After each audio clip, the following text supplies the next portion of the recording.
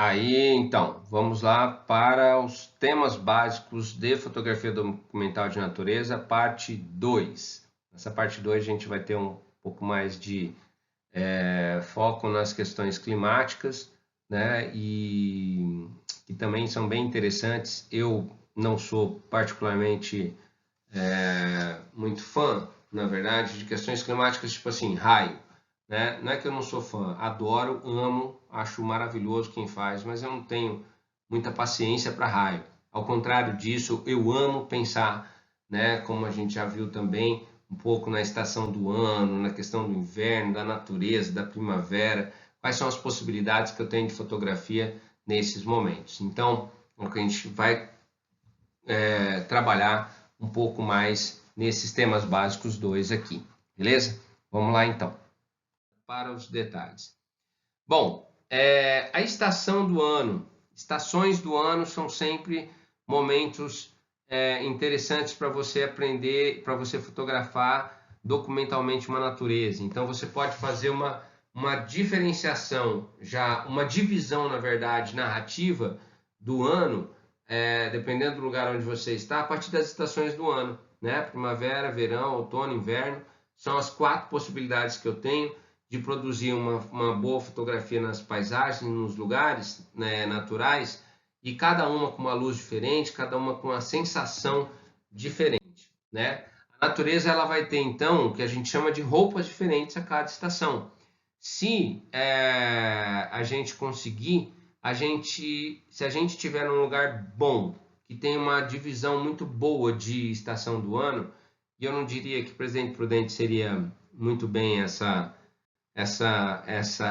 esse exemplo, porque aqui a gente costuma dizer que tem 2 estações, né? Tem a verão e a estação de trem, o resto não existe. Então, mas você tem, quanto mais você desce, por exemplo, para o sul, né, climas mais temperados, você tem uma divisão de estações do ano muito mais interessante, você vai aproveitar para realçar a natureza. E aí você tem desde a parte do inverno, né, em que você vai conseguir ter cores muito mais expressivas, puxadas para o azul, né, nas paletas em azul, azul royal, azul escuro, brancos, né, alguns amarelos. Você vai ter um reforço no inverno da luz mais intensa, então você tem um verde mais intenso, um azul mais intenso, um branco mais intenso. Então o inverno é sensacional para a gente conseguir captar bem esses momentos. E um pouquinho do inverno saindo e começando já uma primavera, você já tem também uma luminosidade diferente, né? Olha aqui, ó, você já tem, isso aqui já é um começo de primavera, saindo do inverno, quando as plantas começam a aparecer, né, nos lugares mais, em alguns lugares marítimos, por exemplo, como esse daí da fotografia, né? Olha aqui, essa foto aqui, ó, já é aproveitando exatamente o início da primavera na região, no hemisfério sul, né? Então, quer dizer, você tem ali ainda um ambiente que você pode perceber que está nublado, ainda nós estamos aí quase saindo do inverno, né? E saindo do inverno ainda, nós estamos com um clima ainda um pouco mais temperado, mas você já tem a natureza toda se exibindo e trazendo para você uma cor sensacional, né? Olha só, isso aqui também uma imagem de cor aproveitando esses momentos aqui de estação do ano. Umas dicas. O inverno tem a luz mais bonita, obviamente, né? A gente já falou bastante disso. Por exemplo, essa foto aqui desse trigal. Esse trigal é feito aqui na região de Londrina. Eu gosto muito de ir para Londrina no inverno porque tem os trigais. E eu paro ali no meio do caminho mesmo, na estrada, a gente consegue fazer muitas fotos de trigais. E esse trigal é sensacional porque normalmente no inverno você tem um céu bem azul, né? Você tem uma estação mais seca, né? Você tem poucas nuvens, pouca chuva. Então você tem um céu mais azul.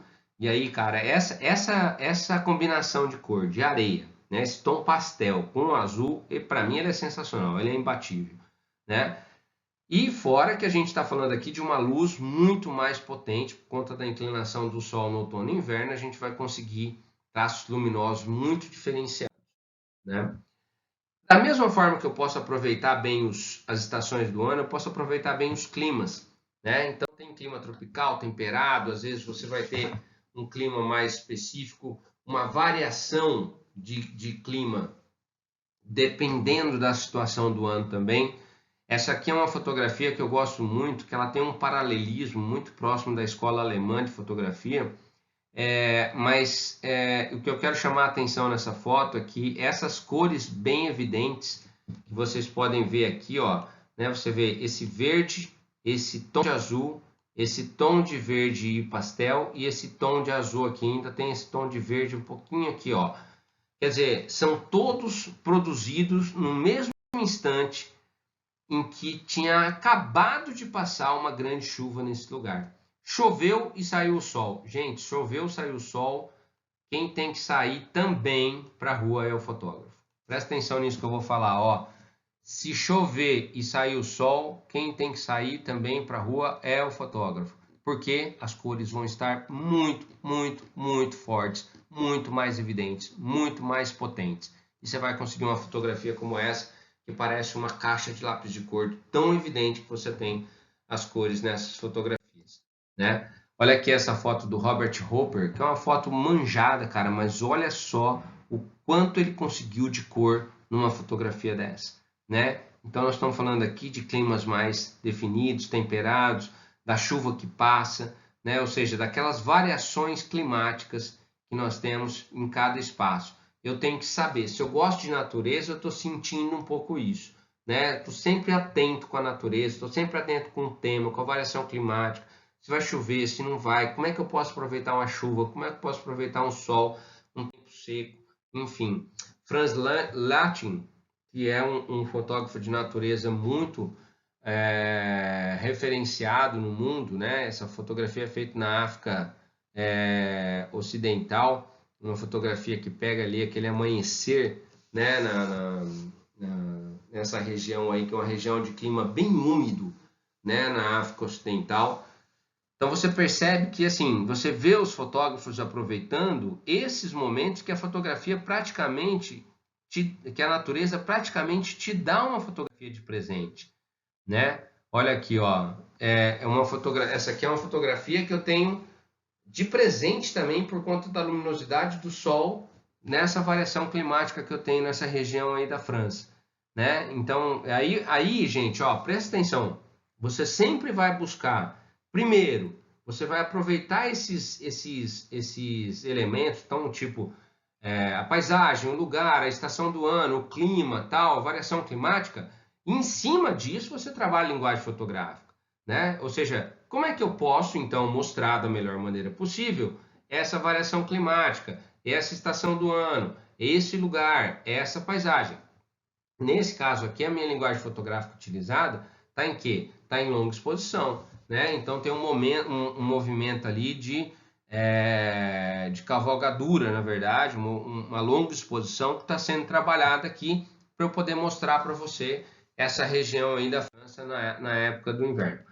As tempestades e raios, que são assim a grande sonho de consumo da gente, né? Quando a gente trabalha com fotografia de natureza. Eu não sou muito fã, mas enfim, tem gente que tem essa paciência, né? Se você vai trabalhar com tempestades e raios, céus dramáticos, ventos fortes, chuvas horizontais, né? Criam imagens muito teatrais, assim, parece um teatro mesmo, assim, né? E a gente realmente vai ficar muito atento, né? Porque o céu é um céu que vai enganar muitas vezes, mas ele vai ser um céu que vai trabalhar muito bem a nossa possibilidade de fotografia, né? Então a gente precisa estar atento com isso. Claro que se houver raio, você precisa ser paciente, ter muita sorte, usar o tripé. Sérgio Tapiro, por exemplo, fotógrafo peruano, que tem uma fotografia muito potente de natureza, um cara que trabalha com vulcões, basicamente, na região da Cordilheira dos Andes. Você imagina que ele consegue essa foto aí com esse raio, né? Então você tem, obviamente, que o uso do tripé, toda uma técnica para ser desenvolvida nesse momento aí. Olha aqui, ó, essa fotografia de paisagem da Rowan Kelly, que é uma fotografia que ganhou até a WordPress Foto de Natureza em 2017. Ela mostra uma tempestade chegando numa praia da Austrália, né? Mas olha só que tempestade. Você sabe que às vezes a gente consegue um pouco disso aqui, mesmo na região de Presidente Prudente, né? A gente tem algumas tempestades muito fortes aqui, é uma região que favorece muito isso. Se você é um pouco fotógrafo de clima, você tem um prato um pouco cheio para isso. E aí os detalhes, né, que também são importantes na fotografia documental de natureza, que também são que é um dos temas mais básicos da fotografia documental de natureza. Às vezes um detalhe diz tanto ou mais sobre um lugar quanto uma fotografia aberta, gente. Quais são esses detalhes? O jeito que uma água pegou numa pedra, o buraco que foi feito, uma pegada na neve, o padrão de um tronco de árvore, um musgo que às vezes ficou ali, sabe? Uma flor invertida, a cor de uma flor, a cor de uma folha vermelha que está escondida no meio de um monte de de folhas verdes. Quer dizer, quebre esses padrões, uma abóbora amarela no meio de um monte de abóboras verdes. Você vai trabalhando esses detalhes para que as pessoas possam sentir ainda mais esse processo, né? Um peixe morto no meio de uma areia pode ser trabalhado se você enquadrar ele direitinho, fizer uma boa composição como essa, você joga um detalhe para cima do espectador, né? Isso pode soar interessante.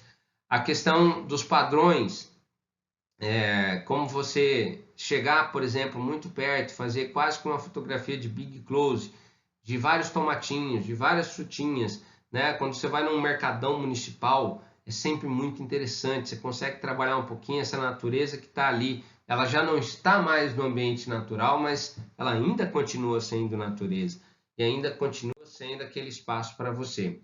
Procure padrões muito abstratos nas paisagens, né?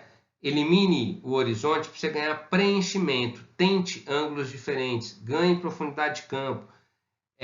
Especialmente, vou voltar a falar ali, ó, feche bem a foto, ganhe preenchimento da cena, né? Então, olha só, eu podia, aqui nessa foto, quando eu faço a foto desse veleiro, se eu deixasse o horizonte, eu perderia o foco. Vou até me tirar daqui. Olha só, nessa foto, se eu coloco o horizonte nela, eu perco, na verdade, o foco que eu teria em cima do veleiro. Então, gente, trabalhar com isso é ter a possibilidade de eu conseguir focar de um jeito mais interessante essa fotografia, de eu construir uma cena muito mais interessante, muito mais potente, né? É o preenchimento de cena. É às vezes buscar, ó, eu faço um primeiro plano da rede, mais um segundo plano ali pelo fundo, um segundo plano ali pelo fundo, em que você tem o barco ali com aquela frase escrita, ali por um pescador, né, e que tem tudo a ver com o trabalho dele, ou seja, para quem tem fé, a esperança. Então você joga ali, você constrói todo esse movimento, você constrói faz toda essa composição para que as pessoas possam enxergar esse lugar onde você está. E isso tudo vem a partir do detalhe. Olha só esse detalhe de um banhista tomando um sol numa praia ali na região de Nice, na França. Quer dizer, é uma praia que você quer mostrar porque a praia é feita de pedra, né? Você não tem areia, você tem pedras, mas ao mesmo tempo você quer mostrar essa naturalidade do cara tomando um sol ali naquela região que é fantástica, tá? Aqui eu já tenho o horizonte, mas perceba bem que eu já desfoquei o horizonte e joguei bastante detalhe para cima do primeiro plano ali, especialmente primeiro e segundo plano, para dar um destaque para as pessoas. Então, gente, a gente finaliza então essa parte com os temas básicos de fotografia de natureza, fotografia documental de natureza, mas lembrando sempre, cara, que a fotografia de natureza, fotografia documental de natureza, é uma fotografia muito potente, que faz com que a gente possa ser ainda mais evidente enquanto fotógrafo, ainda mais protagonista da cena, porque pode parecer que a natureza vai dominar a fotografia, mas na verdade é a sua sensação, a sua sensibilidade, aquilo que você pensa e aquilo que você consegue conduzir de imagem para que você produza uma boa cena. Então, muitas vezes quem manda na fotografia documental de natureza é você. Exige um esforço, exige dedicação, exige concentração, mas ela é sensacional do ponto de vista da produção fotográfica, uma das melhores vertentes que existe para a gente poder trabalhar, né? Então é isso. Valeu, muito obrigado, até a próxima aula. Um abraço!